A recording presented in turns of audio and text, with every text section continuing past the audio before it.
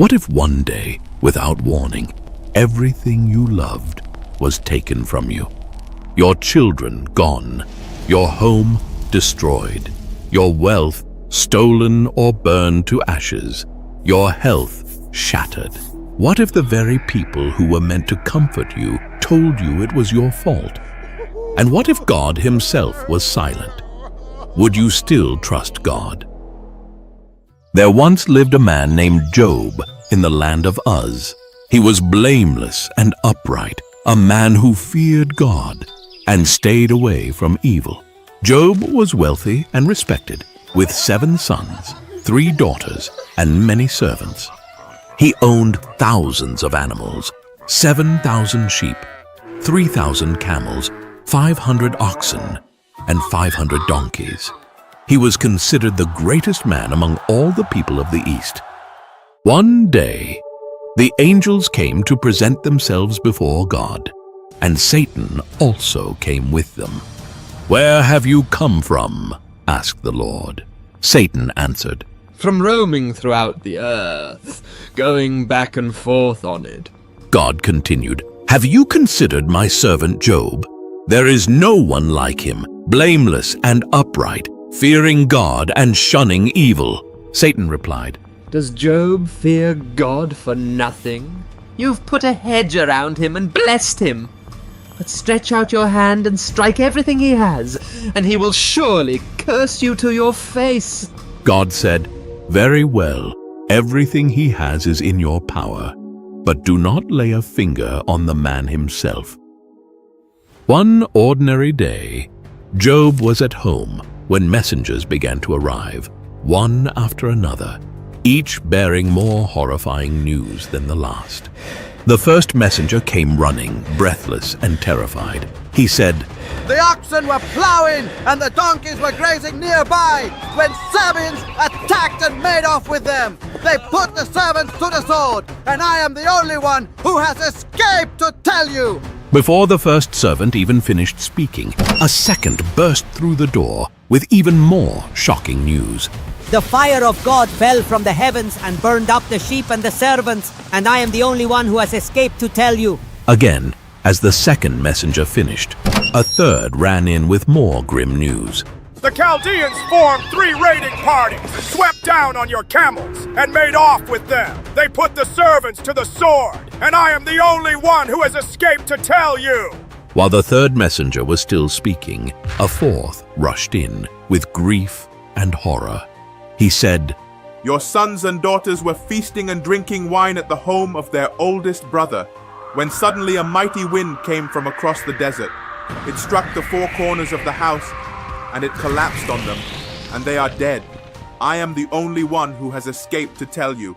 In a matter of moments, Job's world was stripped bare, his wealth destroyed, his household shattered, and his beloved children lost. Job stood up, tore his robe in mourning, and shaved his head as a sign of grief. But instead of cursing God, he fell to the ground in worship, saying, "Naked I came from my mother's womb, and naked I will depart. The Lord gave, and the Lord has taken away. Blessed be the name of the Lord." In all this, Job did not sin by charging God with wrongdoing.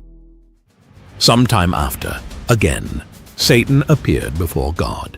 Just as before, God initiated the conversation with Satan. "Where have you come from?" And Satan answered in the same way. "From roaming throughout the earth, going back and forth on it." Then the Lord said to Satan, "Have you considered my servant Job? There is no one on earth like him, blameless and upright, a man who fears God and shuns evil, and he still maintains his integrity, though you incited me against him to ruin him without any reason." But Satan was not done. He responded with a cold and cynical challenge. "Skin for skin. A man will give all he has for his own life. But now stretch out your hand and strike his flesh and bones, and he will surely curse you to your face." God said, "Very well. He is in your hands, but spare his life."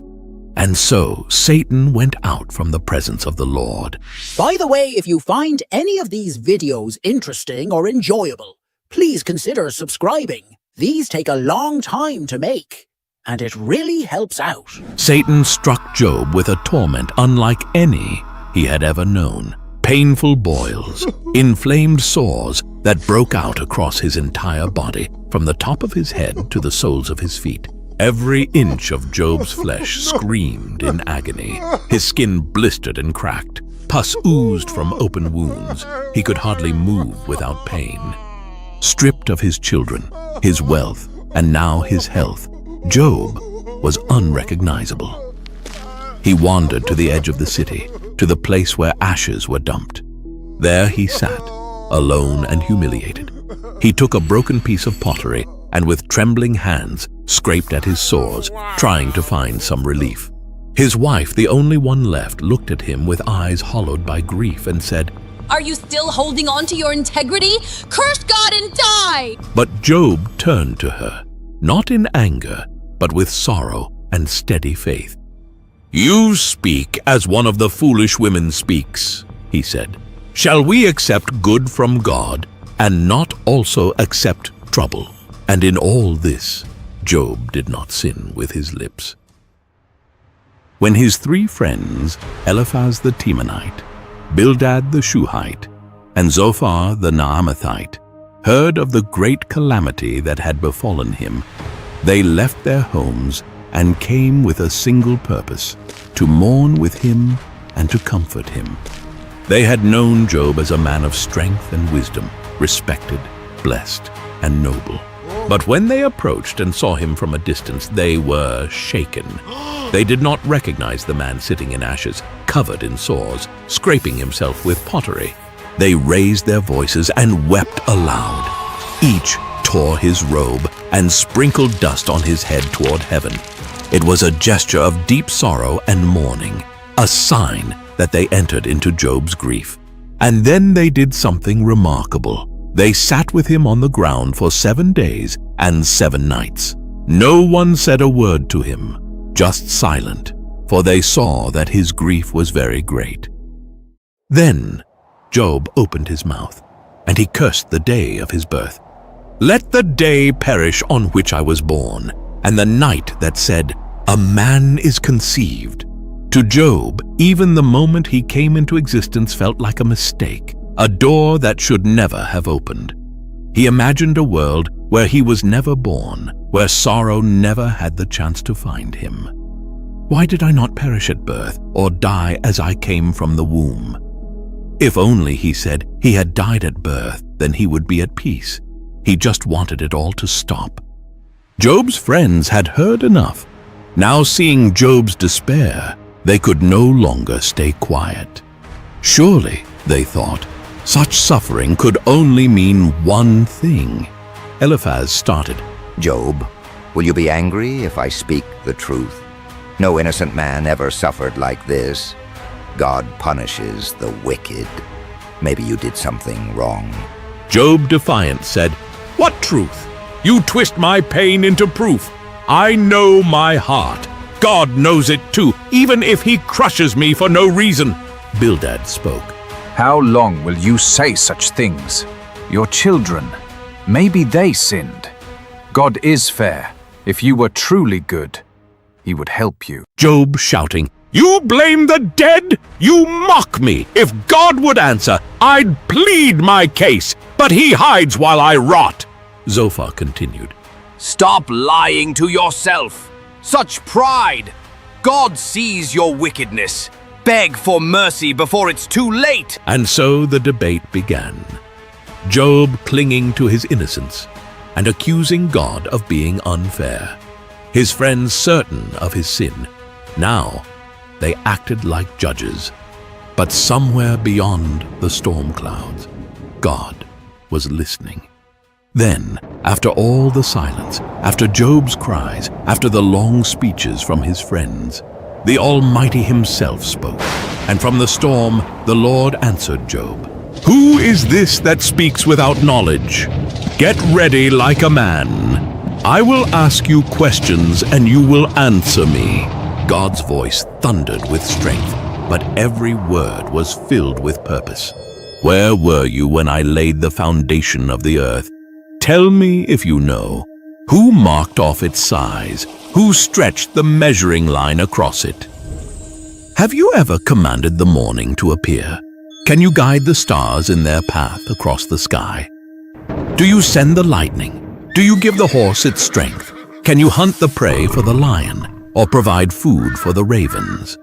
God painted a picture of His power over the heavens, the seas, the storms, and every living creature.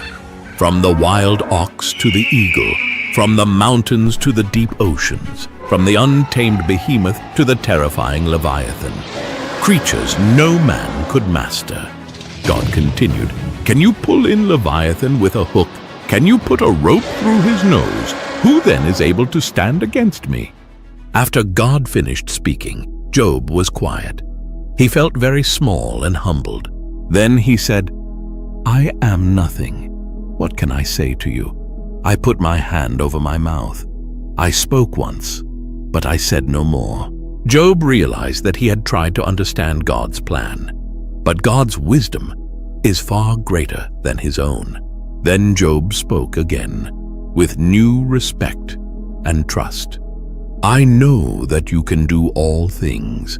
No plan of yours can be stopped. You asked, who is this that hides knowledge without understanding? I say, I am that person. I had heard about you before, but now I have seen you with my own eyes. I take back what I said, and I am sorry for what I said in my pain. Job humbled himself before God. He trusted God's power and wisdom even when he didn't understand his suffering. The Lord told Eliphaz, one of Job's friends, you and your 2 friends have not spoken the truth about me like my servant Job has. Offer a burnt offering for yourselves, and my servant Job will pray for you. They did as the Lord commanded, and when Job prayed for his friends, God was pleased. God restored Job's fortunes, giving him twice as much as before, 14,000 sheep, 6,000 camels, 1,000 oxen, 1,000 donkeys, and again 7 sons and 3 daughters.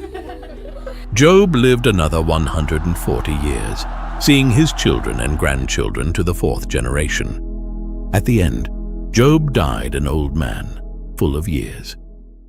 Job's story reminds us of something very important. Just as Satan accused Job before God, he still accuses us today. He said, Job only worships you because you bless him. He twisted Job's faith into a transaction, claiming that God's goodness was just a bribe. That's what the accuser does. He distorts truth. He plants doubt. He whispers, you don't deserve God. You've already sinned. Might as well keep going. Or he whispers, you must have done something wrong. But Jesus came as the opposite. He doesn't accuse, he defends.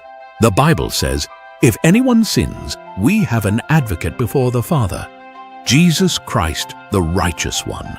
Through Jesus, we have a Savior, not an accuser. On the cross, Jesus silenced every lie. When Satan points to your pain and says, God has abandoned you, Jesus points to his scars and says, you are forgiven. You are mine.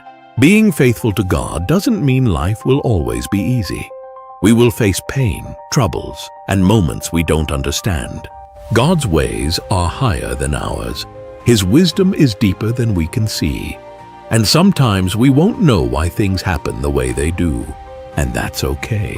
When we hurt, it's okay to cry, to ask questions, to feel confused, even angry. But even in those moments, we are called to trust, to believe that God is good, even when life feels unfair. God will sometimes allow suffering to shape us, to strengthen us, to grow our faith in ways we never imagined. And in His perfect time, God restores. He brings new hope, new joy, and new life. May Job's journey remind you, you are never alone. And God's love is greater than any storm you face. If you haven't subscribed yet, please don't forget to do so. It really helps us continue providing you with amazing videos like this.